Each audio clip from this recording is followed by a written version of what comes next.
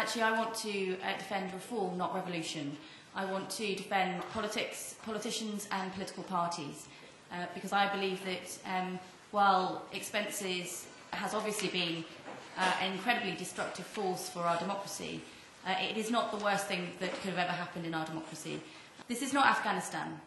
We are not trading votes here for massive amounts of money. What we're talking about is a culture of a cosy club.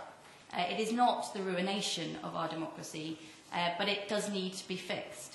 Some of the discussion that has been taking place over the last few months has had the air of revolution, which is unhelpful, I think, to finding a final settlement, because at the end of the day, politicians are not bad people.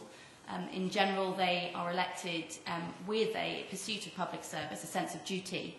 They have just lost their way. And in part, that is because, as a society, we haven't pushed them as far as they should go. And we ourselves have, in a sense, lost our sense of direction. So I would like to argue certainly for reform, but certainly not for revolution. The first thing I think that we need to do is reform Parliament.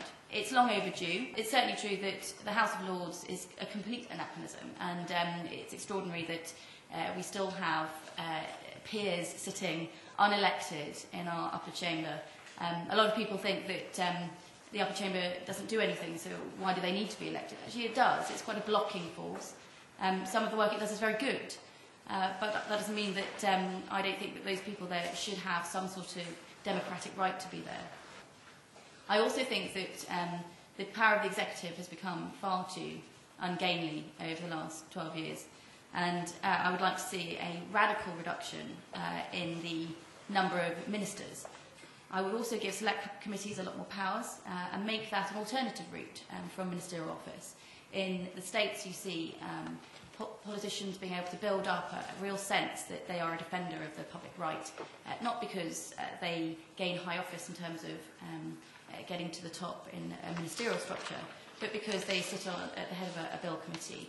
And I think that we should try and make that a new career in politics, so that people have respect for those who are not necessarily in the government, but who are still performing a very important function.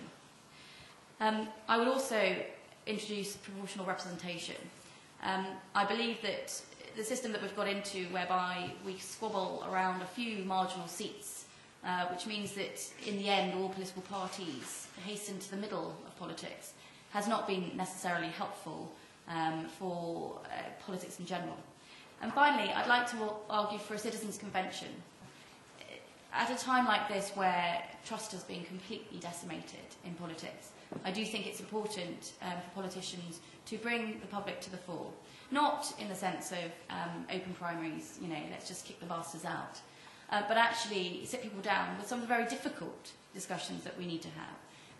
Democracy is not an easy thing. We shouldn't make it an easy thing. I think that, one of the issues with politics has been that everyone sort of tries to pretend to the public that debate and discussion is easy.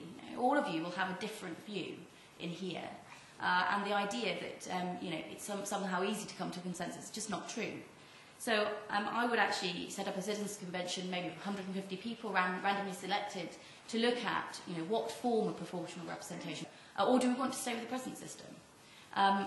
What do we necessarily want to do with the House of Lords? Do we want them to be elected by region? Do we want them elected at all? So I would suggest fully elected House of Lords, stronger select committees, citizens' convention and proportional representation as my way of reforming our democratic settlement. I had the peculiar opportunity of being an independent member of Parliament for 4 years. I was elected in 1997 on an issue of public trust in public life, and look where we are now. You could say that I failed lamentably, but there's no reason we shouldn't keep at it. This is work in progress. I've been arguing for a long time, before the scandal revealed so much, that corruption in the House of Commons is not peculiar and exceptional, but widespread and endemic. And of course there are honest and hard-working and truly honourable MPs. But something like half the total of 646 are now in process of or about to hand back money they should never have claimed in the first place. One of the principles of public life is leadership. What kind of leadership is it, where you argue with the fees office for the right of having a £2,200 corner seat in your second home? when you flip your homes, when you build up an entire portfolio of properties at the public expense, when you have the nerve to charge for hanging baskets and potted plants.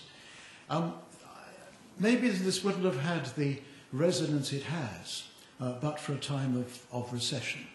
But I think it should have tremendous resonance anyway. I also have a series of remedies, like Jessica. Some of them are the same as hers. Yes, there has to be electoral reform.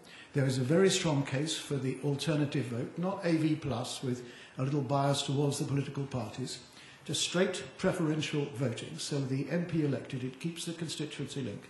The MP elected is the least unacceptable to the most people, which in an age of anti-politics is as good as you can get, I think. We need an end to punch and judy politics. I call it unclenching the fist. David Cameron has himself called for this, but he turns out to be rather good at punch and judy politics, so he's kept at it. We need to loosen the power, the arthritic grip that the whips have on the windpipe of democracy.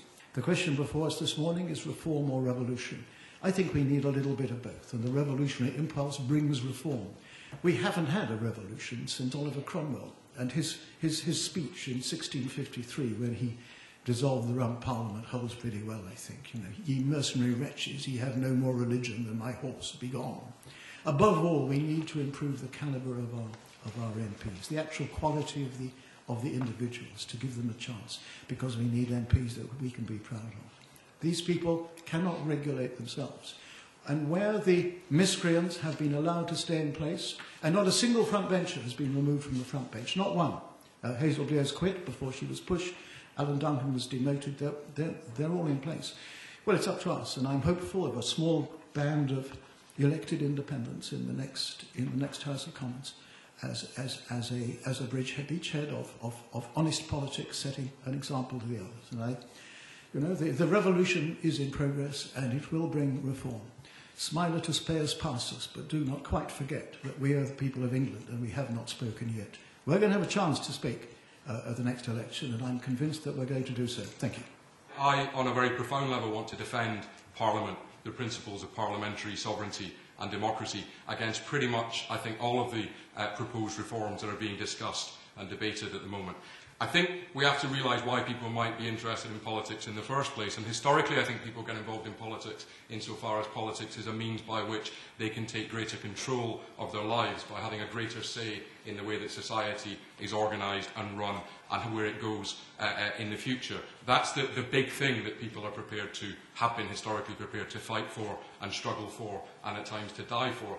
Parliament as a body which represents the people against the state, historically against feudal and aristocratic privilege and totalitarianism. These were, I think, the first steps towards the foundation of a properly democratic society in which we could all be represented and our will expressed.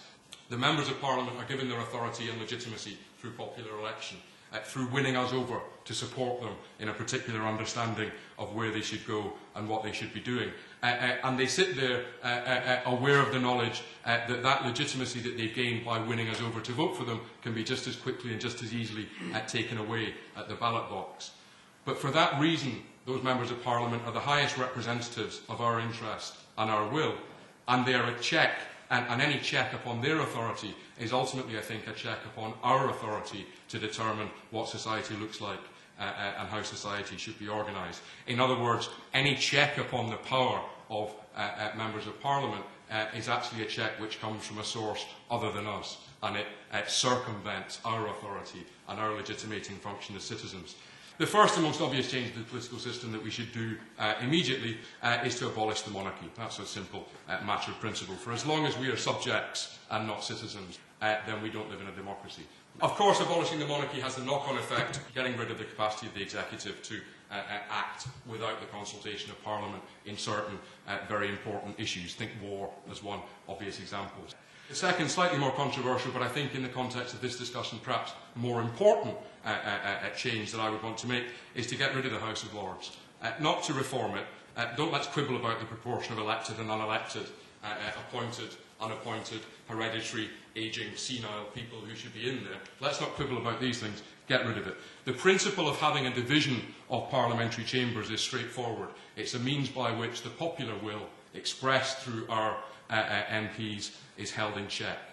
Insofar as that chamber is filled with hereditary peers, the popular will is held in check by the aristocracy, and we can probably all agree that's wrong. We're all agreed on that point. Insofar as the chamber is filled with appointed experts, the popular will is held in check by individuals who are deemed to be more enlightened than we humble, ignorant citizens, in order to make sure that we don't make the wrong kinds of decisions by supporting the wrong kinds of decisions or the wrong kinds of individuals making the wrong kinds of decisions in the lower chamber. And insofar as the second chamber is filled with directly elected individuals, all that we do is actually to divide the popular will against itself, to suggest that we need a chamber of differently elected individuals who can prevent or mediate or slow up the passage of our interests and the debate that's going on in that first chamber, slow up that in terms of how it passes into any form of legislation. Unfortunately, these are not the kinds of changes that are actually being proposed at the moment. The kinds of ideas that are being put forward, I think, all involve, I think, primarily attempts to limit the sovereign power and the sovereign authority of our elected MPs in favour of more enlightened, more knowledgeable, more independent, more trustworthy, more expert, or by some account, more independent kinds of authorities. So in response to the expenses crisis, we've seen the growing importance of an unelected and unaccountable civil servant, Thomas Legge. I think it's difficult to feel sorry for parliamentarians, or indeed to support their revolt against the retrospective introduction of fees legislation. There are so many things that it would have been good had they revolted over the last few years, that to think that the only thing that gets them livened and engaged is their own expenses is a bit sad and pathetic. But nonetheless, let's defend the principle, which is that Parliament, the body which is the highest authority in the land, which passes laws by which we are all bound, and which determines the course of politics, which scrutinises government, which holds the state to account. These are the jobs that Parliament can and should do. The idea that Parliament can be subject to any external authority, be it independent experts, be it civil servants, or any other expert body of opinion, is, I think, profoundly undemocratic. The debate that's been going on since the expenses crisis has been dominated, unfortunately, by a lot of trivia and a lot of talk about tinkering around the edges and changing a few nuts and bolts here and there. Now, I do think that British politics is in crisis, but not because of the scandal of parliamentary expenses. This crisis goes much deeper and is in danger of worsening still. Now, we're seeing demands for bans on second jobs, banning the employment of family members, introduction of primaries, and power of recall. And these are basically gimmicks that completely miss the seriousness of the crisis, which portray a fundamental misunderstanding of what representative politics is about, which threaten to distract us from the real nature of the problem. In our rush to punish those few greedy and corrupt MPs, and in the name of making our politicians more accountable, we seriously run the risk of making our politics less accessible to ordinary people and less accountable to the people. And in our bid to demand MPs higher standards, we risk stripping the meaning and purpose of politics from the political process, treating MPs as nothing more than civil servants, expecting them to clock in on time, abide by the laws and report back to their managers. And there are serious fundamental issues at stake which can be addressed by radical constitutional reform. And if we have a brief look at our constitution, we see that of all the institutions at the national level, only the people are only involved in one, and that's the Commons. The Lords has been successfully reformed backwards by several hundred years to when it was all appointed. The ever more powerful and centralised government is indirectly chosen through poorly run and infrequent elections. And as far as our head of state is concerned, we're told that is none of our business and none of our concern. And of all these institutions, it is the Commons which is in decline, and the expenses scandal is accelerating that decline. We must recraft our constitution as a republic. A nation governed for the people and by the people, a constitution based on popular sovereignty, not the sovereignty of the Crown, not the sovereignty of Parliament. We certainly need to scrap the Crown, an institutional legal instrument that has kept power at the top and at the centre. We need a written constitution which does place limits on the power of government and Parliament, putting in plain English for all to read and understand who has power, in whose interest must they be using that power, how did they get there, and how do we get rid of them. Now, we could benefit too from a head of state who could play a role in the political process, act as arbitrator and referee, guardian of the constitution, and representative of a nation, able to speak on significant issues of the day. Now, there is a job to be done as head of state, and we must be able to choose who does that job and hold them to account for it. So is it reform or revolution? I would say it's revolutionary reform. And we need a new way of doing politics, a new understanding of the role of Parliament and politics and politicians. and understanding that Parliament is ours. MPs should be representatives of ordinary people, not public officials or civil servants. We need a new relationship between people and politicians, a new appreciation of politics as a battle of ideas, a contest between competing visions, not a beauty pageant between managers who are each claiming to be whiter than white and duller than dull. But it is time for genuine people's democracy, a new Commons with stronger power over the executive, fully elected upper house with full legislative powers, a written Republican constitution that allows the people to have strong control over the Parliament, and a new settlement written. It is ambitious, but it is very doable. An act of Parliament, a referendum, fresh elections, and a new start. I want to change the world in a specific direction. So I want people to be able to access healthcare free at the point of need. I want people who go through the education system to have every single opportunity available to them. I do not want people living in overcrowded housing because rich people don't want to pay as much tax as they do in this country. Now, I think that we're missing the point of politics and politicians, which is about ideology. And you can say that everyone's the same in the middle, and I said that too. It's true that in order to win elections in this country, you need to coalesce and not frighten people, because you have a system of swing voters who will say, oh, I don't want to be overtaxed, so I'm going to vote for the party who makes me feel that I'm not going to be overtaxed. What we don't have in this country is a genuine debate about right or left, or the centre, or the far left, or the far right, and BNP has come to prominence precisely because I think we haven't had that serious debate about migration, about social housing, about the white working class, because it is just too difficult for politicians in the electoral system we have, I think, to have a genuine discussion that's very, very open. The second thing I want to say is, we the people is a wonderful concept. I love Thomas Paine. America is based on that system, and they've had a wonderful election in Obama. But the fact is that hasn't actually massively changed their turnout. It hasn't made the public any more ideologically excited about politics. I think that you can get overexcited about abolishing the monarchy, written constitution, both are things I agree with.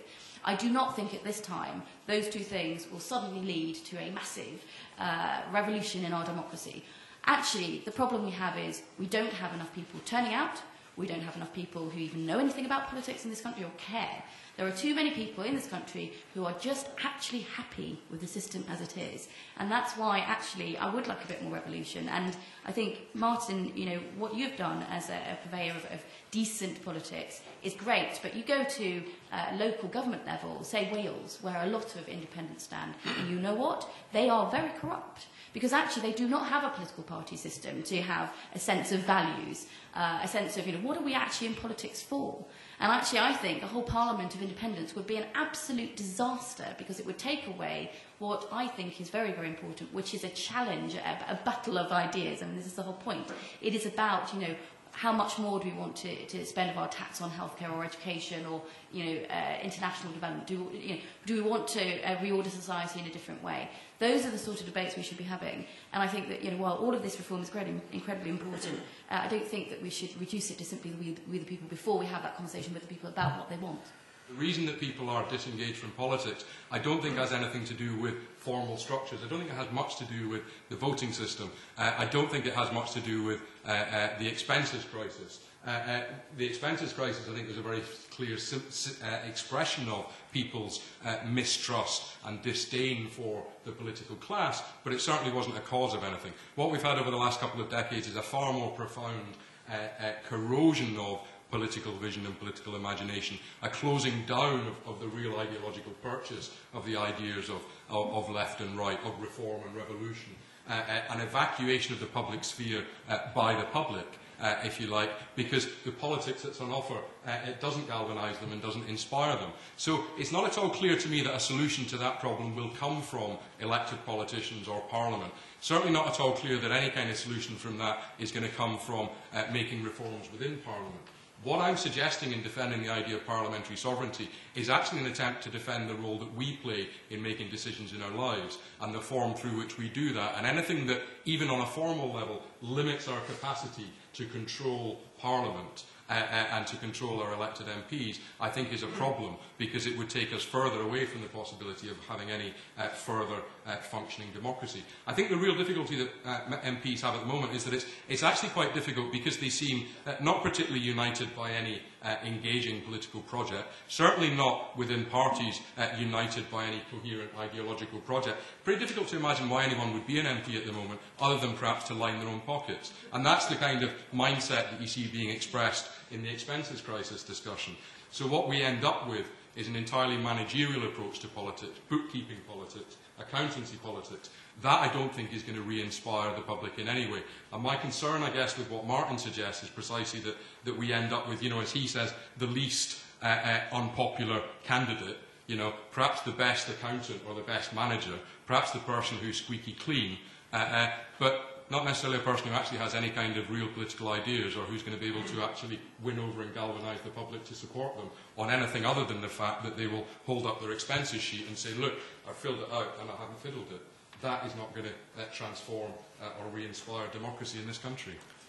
I'm rather grateful to the House of Lords, but for the House of Lords we'd have 42 days custody without charge.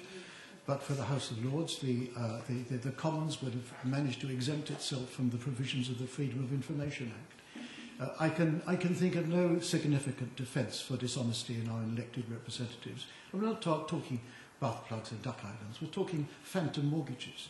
One thing you do know if you get a mortgage, you know the day it ends. There has been widespread dishonesty, which in any other walk of life would have the police knocking on your door. Fundamental and tinkering around the edges. Open primaries are not tinkering around the edges. Reform of the voting system is not tinkering around the edges. We are discussing serious and far-reaching reforms. The problem we have, I think, basically, is a growing gap between the government and the governed, between the politicians and the people, and I look to the people to close that gap at the next election.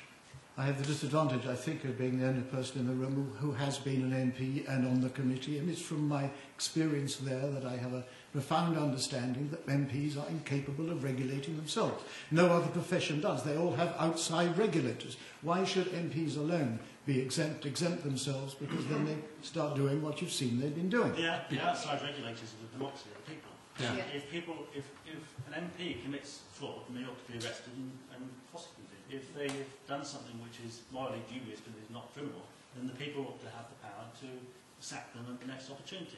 Now, the idea that you then have self-appointed experts judging on this takes away the power of judgment of the people who have put those people in Parliament in the first place. The expenses scandal in particular, what politicians are saying is, look, you don't trust us. You don't trust us to do anything. You're probably right not to trust us, because why would you trust any organisation that's self-regulating? So look, we'll get an independent in to regulate us. And rather than actually making anyone think, well, there's something more that they can be doing that might win our trust, what they're actually saying is, we'll get an independent in to regulate us, to demonstrate to you that we don't think we're capable of regulating ourselves, so you're right not to trust us in the first place. It's a rather self-defeating kind of argument. Actually, trust is something that's won. It's not given to people because they're decent. It's given to people because they actually have something to say that might win people over, and that people might think, actually, this is someone who can take us somewhere, who's worth supporting. Yeah, I found political lobbying very frustrating in the aftermath of the expenses scandal, because whenever you try to contact an MP, they always say, well, I'm afraid my whole office is currently engaged in photocopying my receipts and putting it online. And I'm not sure that this whole experience is really beneficial, because I'm actually campaigning for things that I think are very important, people's liberties being taken away, and the fact that elected representatives are out of action is a grave problem, and probably more of concern to me than those receipts. The other thing I find very frustrating lobbying is MPs saying, I agree with you, but I can't say that. I think that a return of political conscience of MPs just genuinely saying, this is what I believe, I stand or fall on these things, would be really, really great. More hustings, fewer media opportunities, more hustings during an election, that kind of thing. I'm very suspicious of the I'm not that guy kind of thing, which we saw with Nick Griffin, everyone saying I'm not Nick Griffin, and I'm not this other guy. And I think that is almost like the least accountable form of political authority, because I think that, what, Martin, you very much have a point about some of the limitations. I think also I'd like to hear what your views are, and what you would stand for in a positive sense, I suppose, as well as cleaning it up. So, what would the laws you'd bring through that would improve people's lives? So I think that while you know there is obviously a decadence of the state right now, I think also one of the worst things, a potential trap, is that I'm not that guy sort of thing, because I think, well, what guy are you then? And stand or fall on that. This isn't something, the expenses scandal, that has been done to the MPs. It has been done by the MPs. They did it to themselves. And in failing to challenge the power of the executive, that also is something that they have done to themselves by wanting preferment, climbing the greasy pole, and doing what the whips tell them to do. So all these things hang together. As to what I stand for honest politics. I believe that the small group of independents will be committed to challenging the power of the executive. It will demand equal representation on the committees. And I do not want a parliament of independents. The last time we had that was in the 18th century. It was the most corrupt ever. What I want to see are more independent-minded MPs, more Lothian questions, more Tam Diels, more Andrew McKinleys, more Betty Boothrights. Well, we're missing this element. The absence of any kind of vibrant political debate, real contestation of ideas within the political sphere, expressed, I think, at the level of what's going on in Parliament, is the real problem. So the call for more independently minded people, I think, is a hugely important one. But I do also think that it's quite important that we ask independent of what? You know, because they may well be independent of Labour or Tory or even the far cleaner Liberal Democrats, you know, the far more honest Liberal Democrat. They may well be independent of all of those things. But the question of whether they're independent from us is, I think, the real problem. So we have, on the one hand, independent experts called in to make decisions over and above elected politicians. And on the other hand, we have people standing and saying, I'm essentially independent of politics. I'm independent of ideology, you know. And I slightly feel as though we need to go through this kind of period of cleansing. I'm in favour of semi-open primaries, certainly not open primaries. I think open primaries could lead to exactly the opposite of what we need in politics, which would be people elected because they've got the most money, people because they've already got the most publicity, because they've already been on telly. You know, that's it's very, very easy for anyone who's been on telly to get elected, because it's just a name recognition. People don't need to think about what they're actually standing for. On the other hand, I do think that because it looks like right across the developing world and developed world that political parties just are not going to be bringing in new members, we do need to find ways of reaching out, and which is why I'm in favour of semi-open primaries where members get to choose the shortlist, but registered supporters of a party get to choose the actual candidate for a particular seat. Because I think what that could help to do is sort of politicise people at a very kind of soft level. Ask them in to have a bit of a vote without actually asking them to pay the 40 quid to sign up. I think we need to have this process, and I think it will take maybe 1 or 2 general elections to get back to a point where people start to trust their politicians again. But I do think that we do need an independent regulator. I think it's absurd to say that somehow is a check on the public's ability. And the public has an ability to vote politicians in and out every 5 years under an electoral system that doesn't actually let them do that. But also, you know, really, are we expecting the public to sit down with the MP's receipts in their homes and go, yeah, that's it, that's actually according to the rules. Nope, that's not according to the rules. I mean, I think it should all be on the internet. I very much doubt the public would do that. Well, yeah, absolutely. So we do need to have somebody who sits outside of the Commons, okay, and actually says, yes, you have obeyed by the rules, and you know this is the kind of level of trust that we put in you. I just think it's absurd. You wouldn't, you know, you do it with Ofcom, you do it with everything else. I think, for example, the Press Complaints Commission doesn't have an independent regulator, and it should do. But the point is, Parliament is very different because it's the one at the top in which our will, our interests are expressed. It's the ultimate decision-making body. It's the body that decides what society looks like. MPs are not managers of a company. They're people who represent us. We put our trust in them to represent our interests, and we accept what they do or we get rid of them insofar as they do or don't represent our interests. So we shouldn't treat it like any other institution. We shouldn't pretend that it's any other institution. It's a very special kind of institution.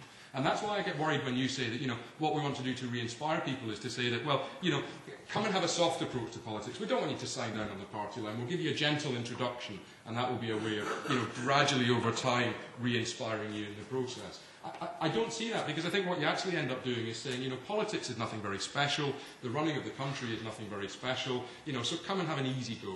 But people ought to have proper control over MPs. We do need a proper electoral system that does give people proper control and proper choice. And also we need more frequent elections. 5 years is way too long to carry on in one parliament. You know, so you can give, and you can perhaps introduce the power of recall. So, you know, you can still have expenses being made accountable. You can publish them and so on, so that people can see what they are, and people will look. It doesn't need everybody to look, it just needs some people to look. And you know, and then you know that debate can be had in public, and the people can then decide whether they want to pursue that MP, you know, through recall or at the next election or what have you. Now, I do think that there's a slight danger of this whole talk about independence, and there's this idea that independents are, by definition, more honest than people that are joined up to parties, and I find that a very odd assumption, and not a particularly healthy one. I do think that, you know, the institutions and the structures of politics do make a significant difference to the way in which public debate is had and the freedom in which it's had, and the culture, the political culture that we can generate in this country.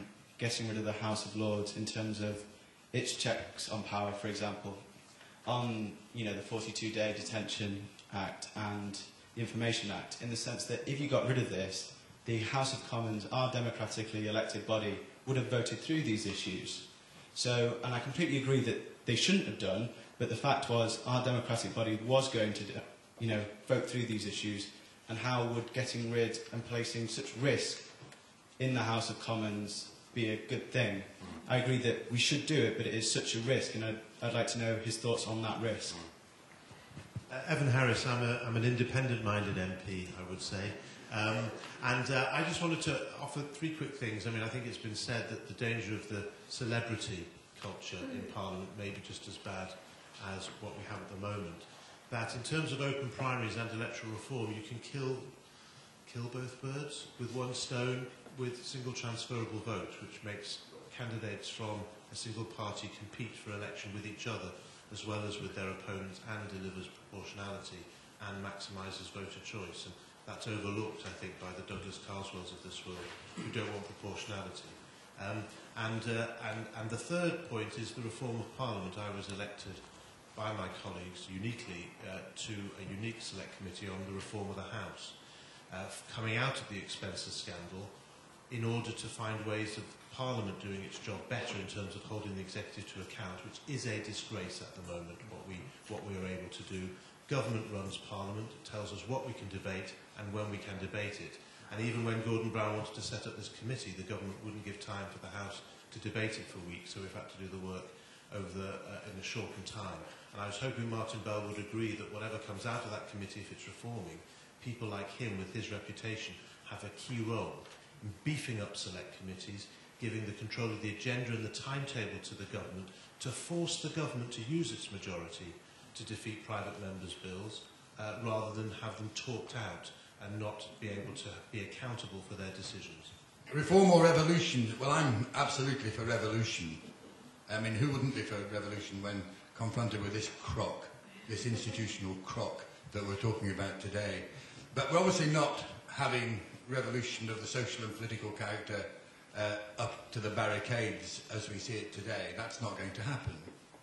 And that's not going to change the crock. Although I have to say, that's, you know, light years more likely to happen, light years more likely to be effective than changing this through reform of strengthening select committees and having citizen conventions. I mean, that is pie in the sky. But it's worse than pie in the sky. It's quite dangerous. It's quite a dangerous proposition, and we should be very wary of that sort of talk. You see, it is about ideas and not institutions. And the old saying, the old cliche, we have the Parliament and the people, the politicians up there that we deserve. We do. And, you know, the fish, they are rotten and it does stink, but the fish rots from the head. And the head, in political terms, in this situation, is the people. It is we the people.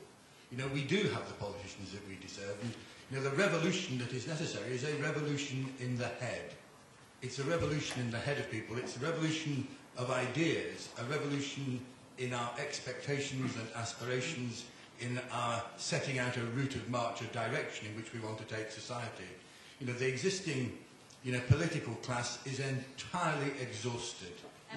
I think there is a real problem, and you're right, and we do need a revolution in the head, but also I'd like to challenge your cynicism, because actually you get people who only want to get into politics for power, because anyone who ever thinks about it for the right reasons gets the cynicism to come back, and they just go, actually, I want to do a job where people see me and trust me and like me, and don't question my motives. I'll go work for a charity, or I'll work for an NGO that's trying to tackle climate change, because actually at the end of the day I get up in the morning and I go and do a nice job and I go back home and everything's okay. Politicians actually at the end of the day, as I said at the beginning, I think most of them do go into politics for the right reasons, not just because they want to get power, but because they actually want to do something with the trappings of power to change people's lives. And I've seen politicians day in, day out do that for their constituents.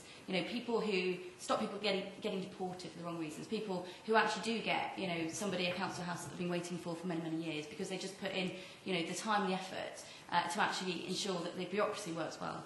Now, that doesn't sound, like the right reasons, but it is actually, at the end of the day, it's actually performing a service for people when you've got a position of power. So I think slightly challenge your own cynicism, otherwise, we're not going to get the kind of politicians that we need. Second thing you said was you're aware of citizens' conventions and you think it's pie in the sky and dangerous. Well, I don't think it's pie in the sky. There's a bill going through at the moment. All it takes actually would be for the government today, for the party that I believe in, to support that bill, and actually would be able to put that into process. It's not pie in the sky, it's absolutely achievable. The number 10 essentially is like a black hole. It does suck ideas in, it sucks power in. It has a huge dragging effect on the whole political system. The power of patronage, the power of the whips, it does deaden the power of Parliament. The question was raised about the House of Lords, and it's been suggested that the House of Lords played a fundamental role in stopping our elected politicians from doing what they wanted to do. But the elected politicians weren't doing what they wanted to do, they were doing what they were being told to do by the executive. And so if you can have fundamental constitutional reform in the Commons, then the House of Lords is less of an issue in that sense. But I think that we ought to have a fully elected upper house in the same way that Australia does, and that works pretty well. The issue about paying MPs less is what I was kind of getting at the beginning about, this kind of witch hunt mob mentality that is going on about in the wake of the expenses scandal. Because that would be far more damaging if we started putting limits on MPs' pay. Because in the same with this issue of some of these other issues that are being proposed at the moment to do with limiting expense claims and so on, because you are running the serious risk of Parliament being only open to the rich, and that is very, very damaging. People have to be able to get elected and then support themselves in Parliament throughout that term in office, and you cannot simply allow the millionaires to get in. Open primaries, I don't really get the point of asking constituents to first vote on the people they're going to vote on, and then vote on those people. I just can't see the point in it. Why not just vote on those people right from the start? I think the fundamental point here is that we need to sort of tip the whole way that we think about power upside down and think, we ought to be the ones who have all the power at the beginning, and what are we going to give to the people who are going to do the legislating and governing.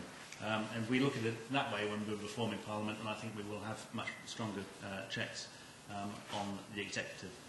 The danger that we have at the moment of potentially reforming Parliament around an absence of politics and accommodating to a situation in which politics is dull, lacking ideas and lacking any kind of vision. That, I think, is why I'm dubious about both the reforming agenda that I profoundly disagree with, which serves to introduce independent authorities over MPs, but also why I'm slightly dubious about the idea that the way we solve the problem is by writing down a constitution, as if we could get a bunch of academics together to come up with a constitution and then get the people inspired by the process. I'm nervous about both of those ideas.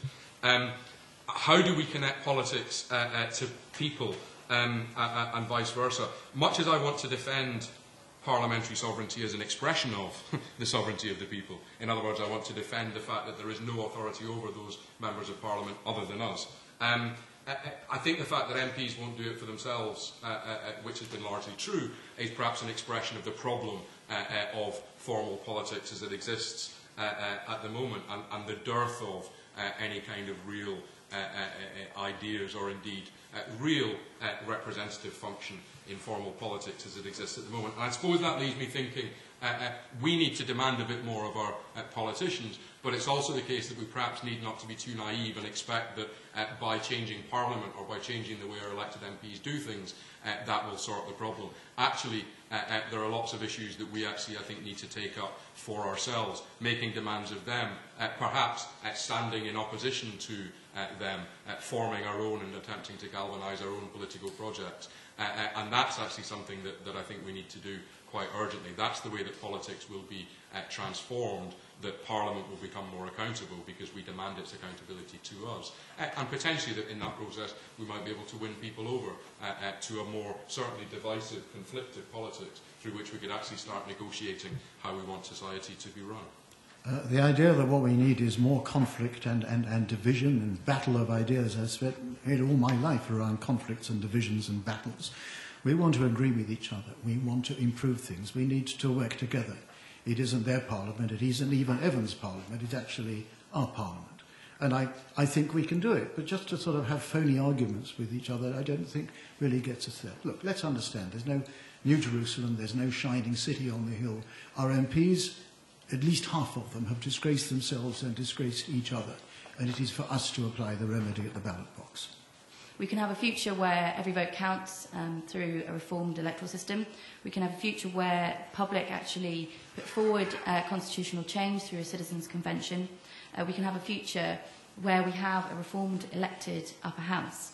Or we can have a future where the mob takes control through open primaries, elect celebrities with a lot of money, where we don't have any discussion in politics, that people come with their own agendas without any sense of what they want to do when they get into Parliament.